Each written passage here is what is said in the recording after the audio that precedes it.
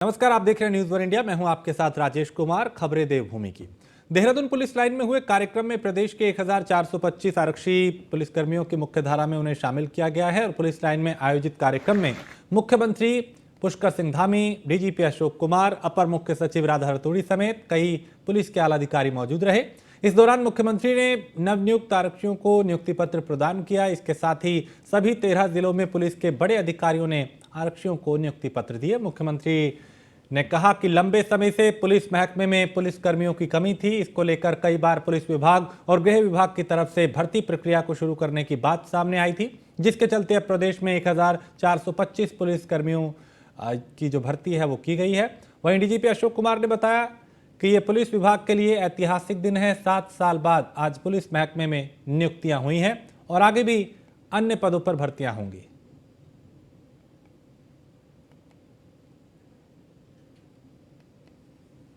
और 4000 पद अभी सब मिलाकर खाली हैं और जो आज 1425 आज ये नियुक्ति पत्र दिए गए हैं और जो बचे हुए पद हैं उन सब पर भी भर्ती की प्रक्रिया प्रारंभ जल्दी ही होगी और विभिन्न जो भर्ती परीक्षाएं हैं वो चल रही हैं।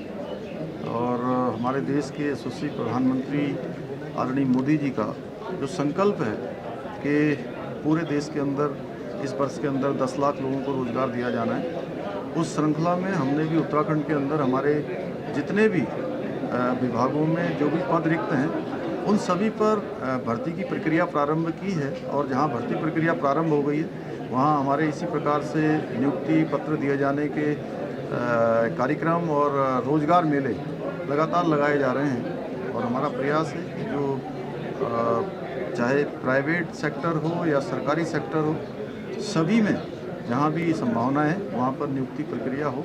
उसके लिए हम जो स्टेक होल्डर्स हैं, उद्योग समूह के लोग हैं, उनसे भी बात कर रहे हैं। इसके साथ साथ स्वयं सहायता समूह हमारे नौजवान युवाओं को स्वरोजगार के लिए भी जो प्रोत्साहन की योजनाएं हैं उन योजनाओं को भी अमल में ला रहे हैं, जिससे कि सब स्वरोजगार अपनाकर लोगों को रोजगार। आज माननीय मुख्यमंत्री जी के द्वारा 1425 लोगों को नियुक्ति पत्र दिए गए हैं और ये हमारे लिए बड़ा दिन है क्योंकि 7 साल बाद पुलिस में कोई भर्ती हुई है और अब मुझे विश्वास है कि अभी और भी भर्तियाँ आएंगी, जैसे कि वो हेड कांस्टेबल संचार का हो रहा है और उसके बाद एसआई का हो रहा है और हमने कांस्टेबल्स के भी नया जो है अध्याचन 1500 प्लस का भेज रहे हैं। माननीय मुख्यमंत्री जी ने भी उसमें हमें तेज़ी से कराने का वो दिया है, आज मन से बोला है, तो हमारी जो शॉर्टेजेस थी वो पूरी हो जाएंगी। उत्तराखंड के प्रथम अशोक चक्र विजेता शहीद भवानी दत्त जोशी की स्मृति में शौर्य महोत्सव कार्यक्रम का आयोजन किया गया। कार्यक्रम में सीएम धामी भी शामिल हुए। इस दौरान मुख्यमंत्री ने शहीद भवानी दत्त जोशी को श्रद्धांजलि दी और अपने संबोधन में क्या कुछ कहा, उन्हें सुनते हैं। सेवा, सुशासन और गरीब कल्याण को समर्पित रहा है। एक समय था, आप याद करिए, 2014 से पहले विश्व में अगर कोई घटना होती थी तो भारत का कहीं नाम नहीं आता था। विश्व के बड़े बड़े मंचों पर अगर कोई बात होती थी तो भारत के हितों की जो बात होती थी, जो भारत के हक में होता था, वो हक भी हमको नहीं मिल पाते थे। भारत विश्व के मंचों पर अपनी बात भी ठीक प्रकार से नहीं कर पाता था।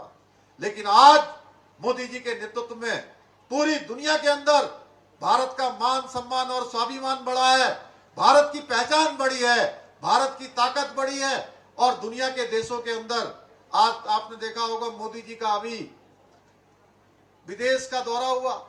उस विदेश के दौरे में चाहे दुनिया का जो भी देश हो, उस देश के राष्ट्राध्यक्ष से लेकर एक एक जन ने जिस प्रकार से मोदी जी का अभूतपूर्व रूप से स्वागत किया है, वो स्वागत मोदी जी का जरूर हो रहा है, लेकिन भारत के 140 करोड़ लोग अपने आप को गौरवान्वित महसूस कर रहे हैं कि हमारा नेतृत्व करने वाले नरेंद्र मोदी जी का विदेशों की धरती पर इस प्रकार से सम्मान हो रहा है। भाइयों बहनों, आप सुरक्षा में लगे सैनिकों को हमारे दुश्मन की गोलीबारी का जवाब देने के लिए किसी से अनुमति लेने की जरूरत नहीं पड़ती है। एक समय होता था कि जब दुश्मन की गोली आती थी तो पूछना पड़ता था कि दुश्मन की गोली का जवाब देना है कि नहीं देना है। और इस इंतजार में हमारे कितने ही जवान, हमारे वीर भूमि उत्तराखंड के भी कितने ही जवानों ने अपनी शहादत को गले लगा लिया केवल इसलिए कि उनको समय पर जो है आदेश नहीं मिलता था।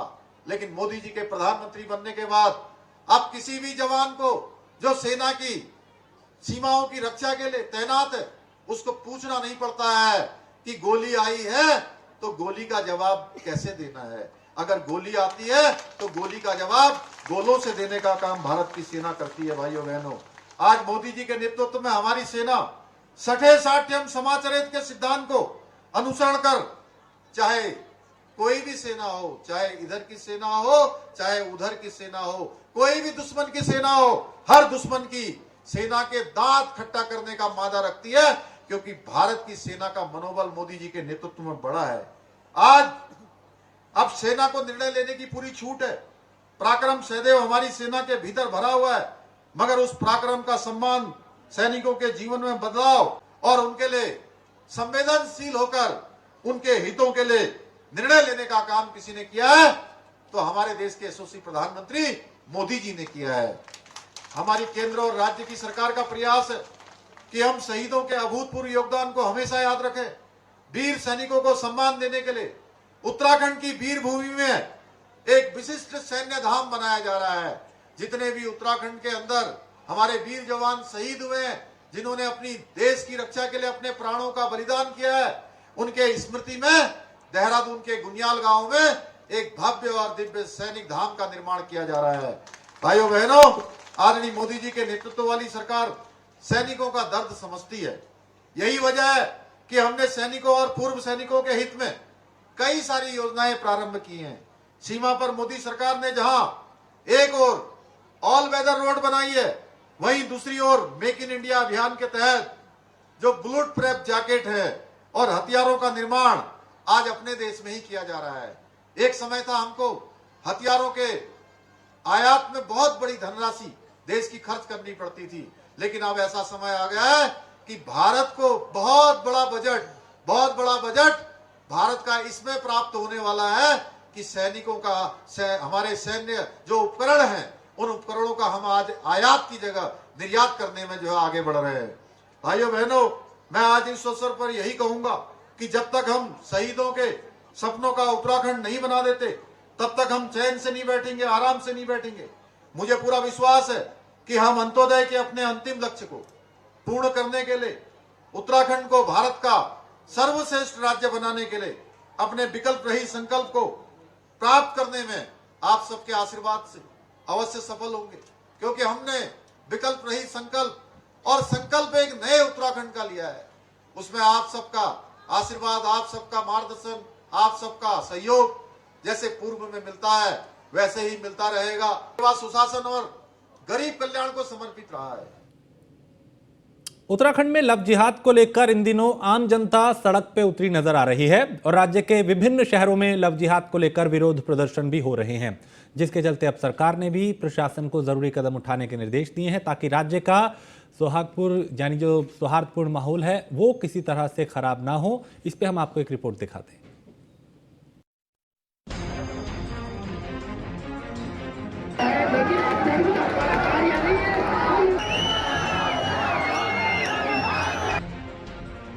उत्तरकाशी की यमुना वैली हो या फिर दूसरे जनपदों के विभिन्न शहर, राज्य में लव जिहाद को लेकर जो आक्रोश देखने को मिल रहा है वह थमने का नाम नहीं ले रहा और आम जनता का आक्रोश सरकार और प्रशासन के लिए चिंता का विषय बन रहा है। उत्तरकाशी के पुरोला में नाबालिग लड़की को दूसरे समुदाय के युवकों द्वारा भगाए जाने के बाद जो आक्रोश भड़का है, उससे यमुना वैली के विभिन्न शहर विरोध और आक्रोश की आग में झुलसते हुए नजर आ रहे हैं। आम जनता का यह विरोध सड़कों पर विशेष समुदाय के लोगों के लिए खतरा बनता हुआ नजर आ रहा है।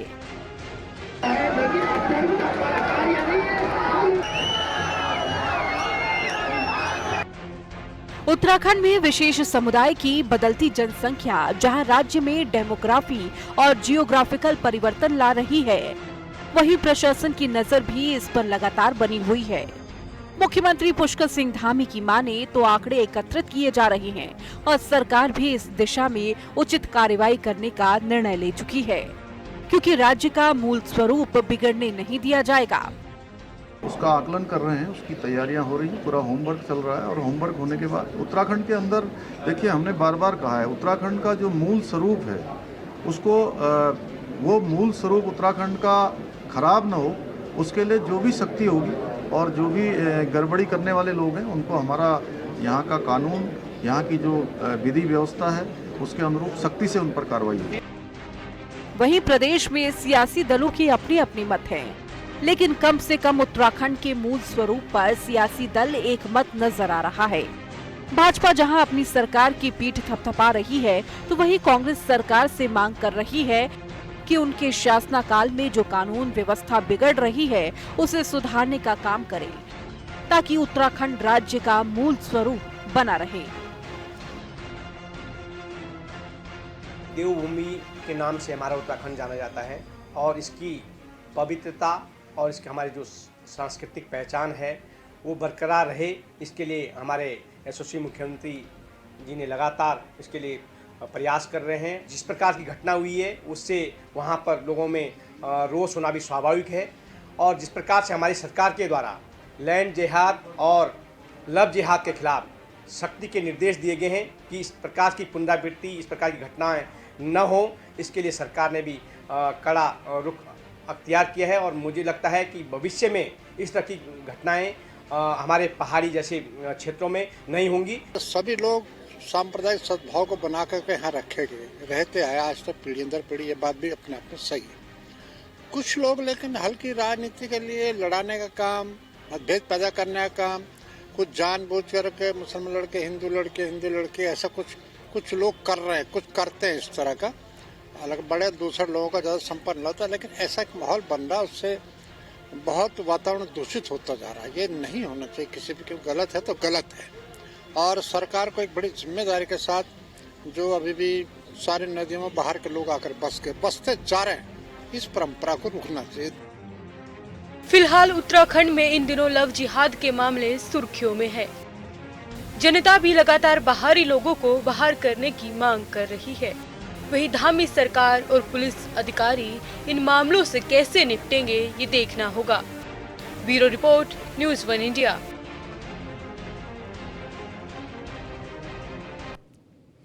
सितारगंज के मैनाझुंडी गांव में एक राजकीय पशु सेवा और गर्भदान केंद्र है, जिसमें एक महिला डॉक्टर नियुक्त की गई थी, लेकिन ग्रामवासियों का कहना है कि ये डॉक्टर काफ़ी लंबे समय से अस्पताल में नहीं आ रही हैं। इनके पति ही यहां आकर पशुओं की चिकित्सा करते हैं। और दूसरी तरफ पशु चिकित्सा अधिकारी जितेंद्र कुमार ने अपने ही डॉक्टर की समर्थन करते हुए बताया कि अस्पताल के रजिस्टर में डॉक्टर की रोज़ की हाजिरी है। इससे पता लगता है कि डॉक्टर हर रोज़ अस्पताल आती हैं।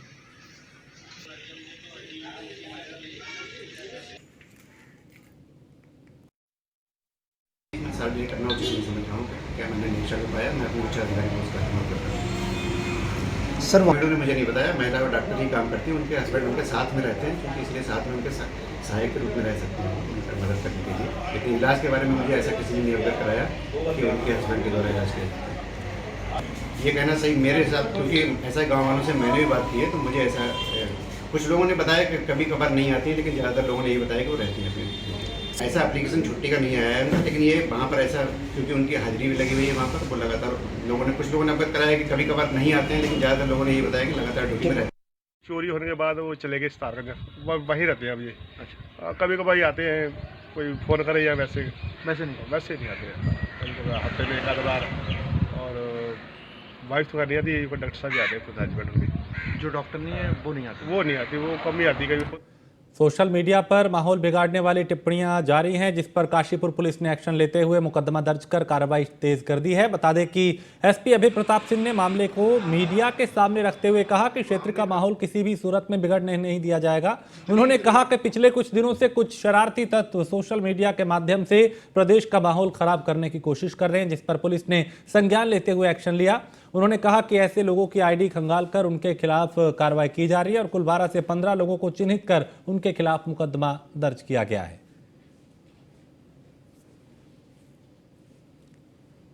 लगभग 4 दिन पहले एक प्रकरण हुआ था, जिसमें एक व्यक्ति के द्वारा दिल्ली में जो साक्षी हत्याकांड का जो प्रकरण हुआ था, उसमें कुछ ऑब्जेक्शनेबल चीज़ पोस्ट की गई थी, जिसमें हमारे संज्ञान में आते ही हमारे पुलिस मुख्यालय द्वारा जो हमारी SOP है उसके हिसाब से पोस्ट को डिलीट कराया गया था। उस व्यक्ति के द्वारा खेद भी प्रकट किया गया था, पुलिस एक्ट में कार्रवाई की गई थी।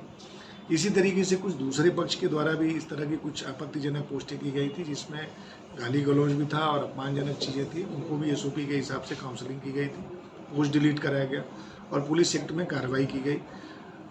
पुनः हमने आकर के आपके माध्यम से, सोशल मीडिया प्लेटफॉर्म के माध्यम से भी ये कहा कि शहर की जो शांति व्यवस्था है उसको न बिगाड़ें, इसके सौहार्द को न बिगाड़ें। अगर और रुद्रपुर में पटाखों जैसी आवाज़ निकालने और आग उगलने वाली रेट्रो लाइसेंसर के खिलाफ उधम सिंह नगर पुलिस की कड़ी कार्रवाई देखने को मिली।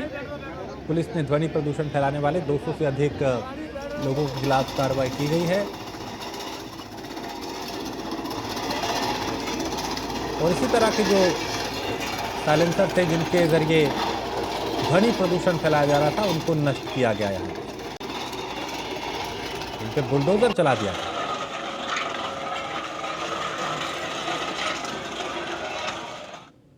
आज जो है हमारा एसपी क्राइम और एसपी ट्रैफिक और ट्रैफिक के टीम द्वारा एक अनोखी पहल आज हमने लिया था। तो विगत 15-20 दिन से हम एक लगातार अभियान चला रहे थे, शाम की चेकिंग और दिन की चेकिंग के दौरान प्रेशर हॉर्न और रेट्रो साइलेंसर का। तो ये देखिए, पर्यावरण को डैमेज तो करते ही है और उसके अलावा नॉइस पोल्यूशन भी बहुत ज़्यादा करते हैं। तो इसीलिए जो है, जो अभी तक जो सीज़ हुआ था रुद्रपुर में और आसपास की थानों में, उन सब का 250 से भी ऊपर जो ये जो है प्रेशर हॉर्न और क्या बोलते हैं रेट्रो साइलेंसर्स है, इन सब का ध्वस्तीकरण की कार्रवाई हमने आज कर दिया है। आज और पौड़ी के मोटर मार्ग पे मंदिर स्वरूप के अंदर बनी मजार इन दिनों सोशल मीडिया पे जमकर वायरल हो रही है। दरअसल युवकों की नज़र मंदिर स्वरूप में बनी मजार पे पड़ी और युवक इसे देखने के लिए वहां पे चले गए। युवकों ने इस वीडियो को बना के सोशल मीडिया पे डाल दिया, जिसके बाद से ही ये वीडियो लगातार वायरल हो रहा है। अब हिंदू धर्म से आस्था रखने वाले लोग मंदिर स्वरूप में बने इस मजार पर सवाल उठा रहे हैं। इसके साथ ही उनके द्वारा जिला प्रशासन से मांग की जा रही है कि जिला प्रशासन ये सुनिश्चित करे कि यहाँ अवैध निर्माण किया गया है या फिर अवैध निर्माण।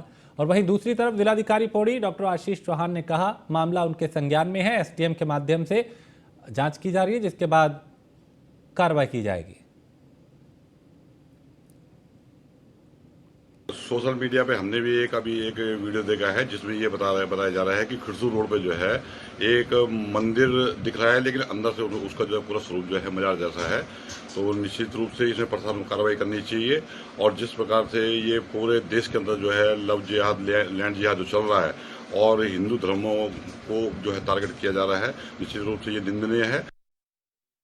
एनक्रोचमेंट रिमूव करने का अभियान चल रहा है और उसमें हम डेली लेवल पे अपडेट भी लेते हैं। और ये पर्टिकुलर वीडियो हम लोगों को जो मिला है उसमें फैक्चुअल रिपोर्ट के लिए SDM को डायरेक्शंस दिए गए हैं। उनके लेवल से जो भी रिपोर्ट मिलती है उसके बाद में आवश्यक कार्रवाई जो की जानी वो की जाएगी। ऑलरेडी हम लोगों के एनक्रोचमेंट रिमूव करने का अभियान चल रहा है और उसमें हम डेली लेवल पे अपडेट भी लेते हैं। और ये पर्टिकुलर वीडियो हम लोगों को जो मिला है उसमें फैक्चुअल रिपोर्ट के लिए SDM को डायरेक्शंस दिए गए हैं। उनके लेवल से जो भी रिपोर्ट मिलती है उसके बाद में आवश्यक कार्रवाई जो की जानी वो की जाएगी। ऑलरेडी हम लोगों के एनक्रोचमेंट रिमूव करने का अभियान चल रहा है और उसमें हम डेली लेवल पे अपडेट भी लेते हैं। और ये पर्टिकुलर वीडियो हम लोगों को जो मिला है उसमें फैक्चुअल रिपोर्ट के लिए SDM को डायरेक्शंस दिए गए हैं। उनके लेवल से जो भी रिपोर्ट मिलती है उसके बाद।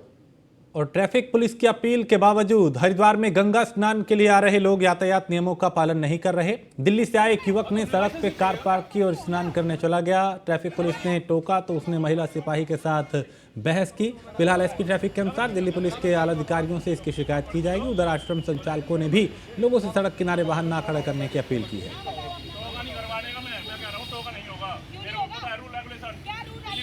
धर्मनगरी हरिद्वार में यहाँ लोग माँ गंगा नदी में स्नान हेतु आते रहते हैं। इसी दौरान आज एक वीडियो संज्ञान में आया जिसमें एक व्यक्ति द्वारा वहाँ पे तैनात यातायात कर्मी के साथ अभद्रता की गई।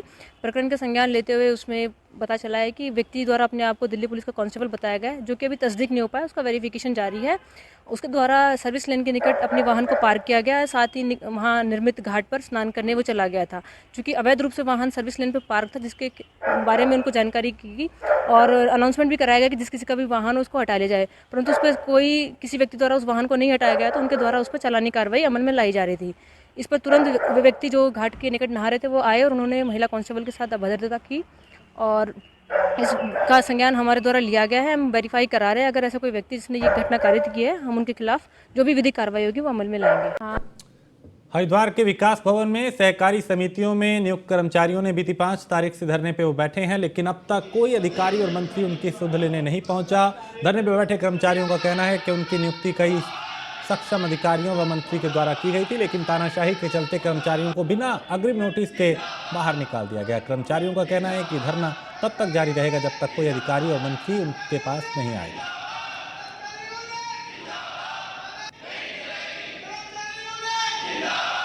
प्रकरण में सर हमारी समिति का भी नाम आया है, लेकिन अभी तक वो लेटर जो है हमारे जो समिति सचिव हैं जैसे बताया जा रहा है कि उनके पास है, लेकिन हम बार बार AR साहब से मिलते रहे, बात करते रहे कि साहब हमें बता दीजिए ऐसा कुछ है क्या। हमारे पास जो है सभी उच्चस्थ अधिकारियों के अनुमोदन प्राप्त है, ADO, ADCO, ARCS, जिला सहायक निबंधक हो गए, रजिस्ट्रार साहब हो गए, उनके भी अप्रूवल हमारे पास है। हमारे डॉक्यूमेंट जो हैं वो भी ठीक हैं, जिसका हवाला देके हमें निकाला जा रहा है। 221 को निरस्त किया जाए और C57 को भी निरस्त किया जाए। क्या है, हम जितने जनपद के सारे कर्मचारी हैं, किसी को 7 साल हो गए, किसी को 8 साल हो गए, इन्हें सबको अवैध बता के हटाया जा रहा है, जबकि सबकी नियुक्ति विधि पूर्वक हुई है, कोई भी अवैध नहीं है। MD से लेके MD, ADO, ADCO, AR, DR और रजिस्ट्रार सबके साइन हो चुके हैं। काशीपुर क्षेत्र और ग्रामीण क्षेत्रों में तेंदुए की दस्तक से लोग भयभीत हैं, जिसको लेकर स्थानीय प्रशासन और वन विभाग की टीम ने क्षेत्र में जाकर तेंदुए की दस्तक को लेकर लोगों से जानकारी जुटाई। तेंदुए ने एक पशु को यहाँ पे अपना निवाला बनाया था।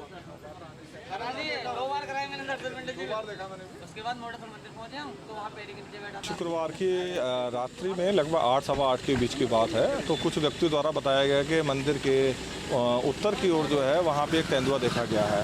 तो बाहर आके कुछ लोगों को द्वारा देखा गया, तो वाकई में वो झाड़ियों में तेंदुआ वहाँ दिखाई दिया और काफ़ी लोगों ने, मंदिर में आने वाले श्रद्धालुओं ने, काफ़ी लोगों ने उस तेंदुए को वहाँ पे देखा। किले पे जो निवास करते हैं उनके द्वारा भी शिकायत की गई थी कि यहाँ पे जो है तेंदुआ घूम रहा और उसके साथ 2 बच्चे भी हैं। तो आज उसी के उसमें हम चैती में अभी इधर भी आए हैं और अभी वन विभाग की टीम भी आने वाली है। तो इनके द्वारा बताया गया है कि सामने जो बाग है उसमें शायद हो सकता है, तो उसी के उसमें जो है आज उसका। दिनेशपुर के मोतीपुर नंबर 1 से शव मिलने की हड़कंप है मच गया यहाँ पे, और बताया जा रहा है कि मृतक शराब के नशे में धुत था, वहीं से नीचे गिर के उसकी मौत हो गई। अब मौके पे पुलिस पहुंची है, मामले की जांच कर रही है।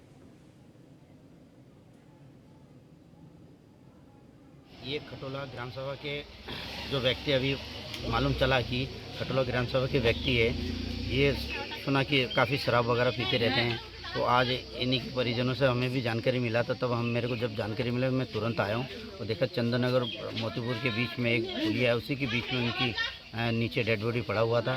फिर पुलिस आई, पुलिस इनको लेके गई है पोस्टमार्टम के लिए। पोस्टमार्टम कह रहा हूँ 108 में। मोतीपुर नंबर 1 का एक लड़का था जिसकी उम्र लगभग 40 साल थी। उसका नाम गोविंदा कहते हैं वैसे, और रियल नेम उसका विजय पाल है। वो अभी हमें भी जो है सूचना मिली थी ग्रामीणों के द्वारा कि वो पुलिया से गिर के उसकी मृत्यु हो गई है। मृत्यु का कारण जैसे ही हमें सूचना मिली, हमने थाना अध्यक्ष जी को सूचना दी, मौके पे आके उन्होंने देखा है। बाकी जो भी और इसी के साथ इस बुलेटिन में फिलहाल इतना ही। आप बने रहिए न्यूज़ 1 इंडिया के साथ।